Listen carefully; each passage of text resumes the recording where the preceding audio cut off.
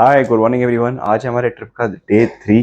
हम चेकआउट करने वाले हैं पोस्ट ब्रेकफास्ट एंड उसके बाद we'll head over for Jaisalmer.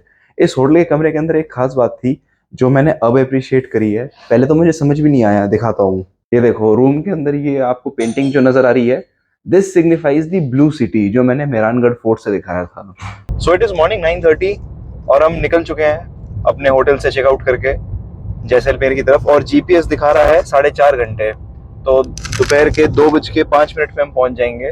तो मैंने जैसलमेर में लोकेशन क्या लगा रखी है, मैंने सोनारगढ़ फोर्ट लगा रखा है। Sonargarh fort is also called Jaisalmer fort. तो सबसे पहले फोर्ट कवर कर लेंगे, फिर एक गाड़ीसर लेक है, एक हॉन्टेड विलेज भी है थोड़ी आगे चल के। मैं कोशिश कर रहा हूँ कि उसको भी आज ही फिट इन कर दूं, बाकी देखते हैं कैसा रहता है। बाकी विजिट अच्छा था जोधपुर का, होटल बढ़िया था। पापा कैसा था? Hotel was nice and comfortable. या ये जोधपुर से जैसलमेर का हाईवे है, आप देख सकते हैं। रोड अच्छी है, थोड़ा सा एक पैच था इसका शुरू का जो अंडर कंस्ट्रक्शन था, लेकिन उसके बाद हाईवे काफी अच्छा है। NH 125 है ये, लेकिन इसका एक ड्रॉबैक ये है कि ये अगेन सिंगल लेन है, तो अगर कोई ट्रक अगर सामने आ गया हो तो उसके हिसाब से चलते रहना पड़ता है बहुत देर तक। ओवरटेक करना थोड़ा डिफिकल्ट हो जाता है बिकॉज सामने से भी ट्रैफिक आ रहा है। और जैसा कि आपको याद हो, शुरू में तो मैंने आपको ग्रासलैंड्स की वेजिटेशन दिखाई थी, तो अब अगर आप चारों तरफ देखोगे तो अब आपको घास काफी कम नजर आएगी और धीरे धीरे रेगिस्तान बढ़ता चला जाएगा। जैसे जैसे जैसलमेर के पास जाएंगे वैसे वैसे सैंड ड्यून्स भी आनी स्टार्ट हो जाएंगी।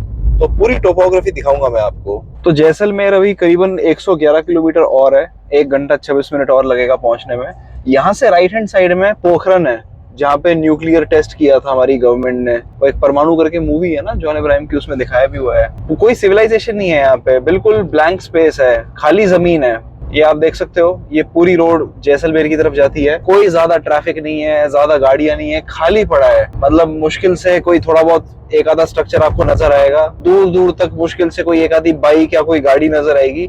और गाड़ियों के बारे में अगर मैं कहूँ तो मैक्सिमम गाड़ियां मेरे को तो यहाँ पे महिंद्रा बोलेरो दिखी है। महिंद्रा तो भाई खूब गाड़ियां बेच रहे हैं अपनी राजस्थान में। भाई जिसको ड्राइविंग का शौक है उसके लिए तो ये रोड बहुत अच्छी है। जो रोज दिल्ली के ट्रैफिक में गाड़ी चलाते हैं उनको तो बहुत लंबी सांस मिलेगी यहाँ पे कार चलाने में। रेत ही रहते चारों तरफ। बीच में रास्ते में सैंड ड्यून्स भी देखने को मिली थी, अभी तो खैर नहीं नजर आ रही, बट जब और ज्यादा वॉल्यूम ऑफ सैंड नजर आएगा तो कवर करूंगा मैं। तो ये पोखरन का बोर्ड है, आप देख सकते हो राइट हैंड साइड में। एंड राइट में आप देखोगे तो ये सारा पोखरन है। ऑब्वियसली जो न्यूक्लियर साइट थी वो यहाँ तो नहीं थी, वो और आगे जाके थी, बिकॉज यहाँ पे फिर भी थोड़े बहुत गाँव है, कुछ लोग रह रहे हैं। एंड वो साइड भी काफी नीचे थी दर्दी के। यहाँ पे बीच में छोटे मोटे रेस्टोरेंट्स मिलेंगे आपको, ऐसा कोई बहुत ज्यादा लग्जूरियस रिजॉर्ट तो नहीं मिलेगा इस रास्ते पे। ये पोखरन का बोर्ड यहाँ पे भी है। पोखरन सिटी भी है यहाँ से 5 किलोमीटर इस रोड से राइट साइड में जाके। और जैसलमेर 106 किलोमीटर है। टोल्स भी हैं बीच बीच में, बट बहुत ज्यादा महंगे नहीं है। ये देखो लेफ्ट साइड में ट्रेन जा रही है, रेल ट्रैक्स भी है लेफ्ट साइड में, एंड बिल्कुल पैरेलली ये रोड है जहाँ पे हम जा रहे हैं। ट्रेन की स्पीड और हमारी स्पीड बिल्कुल बराबर ही है।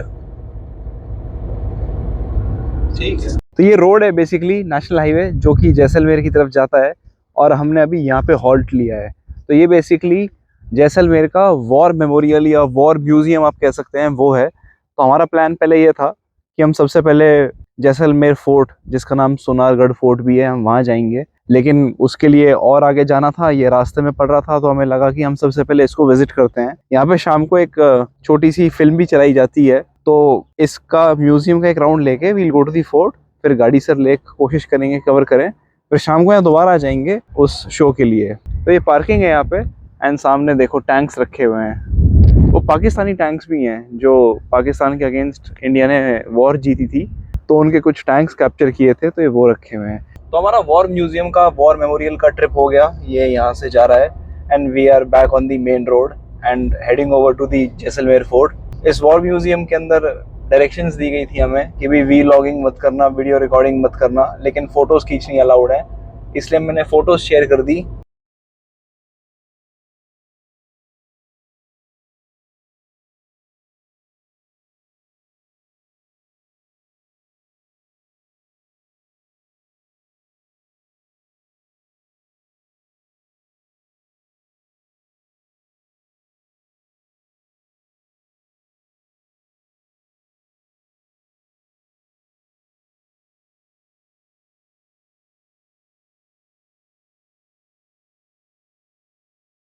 वीडियो मैंने नहीं बनाई, वैसे तो अंदर चेक करने वाला कोई भी नहीं था कि वीडियो बन रही है कि नहीं, लेकिन फिर भी रूल्स हैं तो फॉलो कर लेने चाहिए। बाकी मैं ये कहूँगा कि अगर आप लोग जैसलमेर आ रहे हो तो इस वॉर म्यूजियम को ज़रूर विजिट करना। यू विल अप्रिशिएट कि आर्मी ने कितनी स्ट्रगल करी है, आर्मी ने कितनी मेहनत करी है, और हम जो ये लाइफ और ये आज़ादी इंजॉय कर रहे हैं उसमें आर्मी का कितना बड़ा कंट्रीब्यूशन है। आप लोग आर्मी को थोड़ा अप्रिशिएट करना सीख जाओगे। और दूसरा सबसे बड़ा रीज़न, अगर आप अपनी नौकरी से, अपनी लाइफ से परेशान हो, दुखी हो, आपको लगता है कि आपकी लाइफ में बहुत स्ट्रगल है, तो इंडियन आर्मी की एक 11 मिनट की क्लिपिंग भी है जो अंदर एक छोटे से हॉल में वो लोग चलाते हैं। आप वो देख लेना, आपको पता चल जाएगा कि आपकी लाइफ कितनी आसान है और आर्मी वालों की लाइफ कितनी डिफिकल्ट है। तो हम यहाँ पे जैसलमेर फोर्ट में पहुँच चुके हैं एंड ये इसका हाईएस्ट पॉइंट है जहाँ पे ऑटो रिक्शा आते हैं। फर्दर यहाँ से अब सीढ़ियाँ चढ़ के जाना है। इसको सोनारगढ़ भी कहते हैं। सोनार मतलब गोल्ड एंड गढ़ मतलब फोर्ट, बिकॉज ये येलो सैंडस्टोन का बना हुआ है तो एक गोल्डन टच आता है इसके अंदर। और ये 1159 एडी में बना था, राजा जय सिंह ने बनाया था ये इंटीरियर है फोर्ट का। छत काफ़ी नीची है इसकी। ये बंदूक है पुराने ज़माने की। ये नेपाल की खुखरी है बिकॉज रानी जो थी वो काठमांडू से थी। ये स्पीयर है यूज्ड फॉर हंटिंग, यहाँ पे पॉइजन लगा के फिर हंट किया करते थे। ये बंदूक है जो कैमल के ऊपर जो ट्रैवल करते थे तब यूज़ होती थी। और ये दूसरे कंधे पे चलाने वाली बंदूक का एक असली नमूना है, बिकॉज जो आगे बैठता था उसके कंधे पे बंदूक रखी जाती थी और पीछे वाला इसको फायर करता था बिकॉज इसका वेट बहुत ज़्यादा है। ये जो पोर्शन है इसका नाम है दीवान खास या दीवान खाना। तो यहाँ पे राजा का कोरोनेशन होता है, मतलब जब राजा एक्सपायर हो जाते हैं और उनके बेटे को, प्रिंस को राजगद्दी पे बिठा के कोरोनेट किया जाता है। थोड़े से फैमिली मेंबर्स होते हैं 15-20 जो कोरोनेशन और राज तिलक करते हैं। ये जो ऊपर तलवार रखी है it means that the king is alive, and इस तलवार को अगर नीचे रख दिया गया मतलब that the king is dead. ये राजगद्दी और ये साइड में जो ये टेबल टॉप्स हैं ये चांदी के हैं, एंड पीछे जो अम्ब्रेला है उसकी स्टेम प्योर गोल्ड की है। ये सामने नॉर्मल रास्ता है और ये जो दरवाजा बना हुआ है ये एक गुप्त रास्ता है ताकि अगर कोई दुश्मन आक्रमण करे तो रॉयल फैमिली वाले छुपके से निकल सकें कहीं से भी। ये है रणबेरी झरोका। तो यहाँ से अनाउंसमेंट होती थी जब भी कोई वॉरफेयर अनाउंस होता था, कोई फेस्टिवल होता था, तो यहीं से अलग अलग तरह की रिंग, अलग अलग तरह की घंटी आप बता रहे हो, डिफरेंट रिंग होती थी फेस्टिवल हाँ, की, डिफरेंट अलग अलग तरह की घंटियां बजती थी एंड टू सिग्निफाई कि फेस्टिवल है या कोई युद्ध है। ये वाला पोर्शन त्रिपोलिया है क्योंकि यहाँ 3 गेट है, 1, 2 और 3। यहाँ से राजा जनता को दर्शन दिया करते थे। ये जो राजा हैं he is the founder of Jaisalmer, Maharawal Jaisal Dev. तो ये जैसल से ही जैसलमेर बना है 1156 टू 1167 एडी। और इस जैसलमेर फोर्ट का निर्माण भी इन्होंने किया है। और इस डायनेस्टी की ये पूरी लीनिएज है टिल दी प्रेजेंट जो राजा हैं ये यहाँ पे दिखा भी रखा है इनका फैमिली ट्री। और ऐसा माना जाता है कि कृष्ण भगवान की लीनिएज से हैं ये लोग। ये जितने भी स्कल्पचर्स हैं यहाँ पे ये सारे 15th सेंचुरी के हैं और ये सिंगल पीस ऑफ स्टोन से बनाए गए हैं। इस एरिया का नाम है दीवान आम। यहाँ पे राजा सभी आम जनता की समस्याओं को सुन के उनका समाधान करते थे। बेसिकली ये हाई कोर्ट, सुप्रीम कोर्ट, सारा एरिया यही था। और जो चीफ जस्टिस थे वो राजा खुद थे। या बाहर आंगन में कुछ लोग खड़े रहते थे, 50-60 लोग, एंड जैसे जैसे उनका नंबर लगता था वो आके अपनी प्रॉब्लम्स डिस्कस करते थे। ये है टॉप पॉइंट जैसलमेर फोर्ट का। यहाँ से आप पूरा जैसलमेर देख सकते हो। वो देखो दूर दूर तक सैंड नजर आ रही होगी आपको। प्रॉपर सैंड ड्यून्स यहाँ नहीं है, वो सम डेजर्ट में है। ये देखो पूरा जैसलमेर दिखेगा आपको।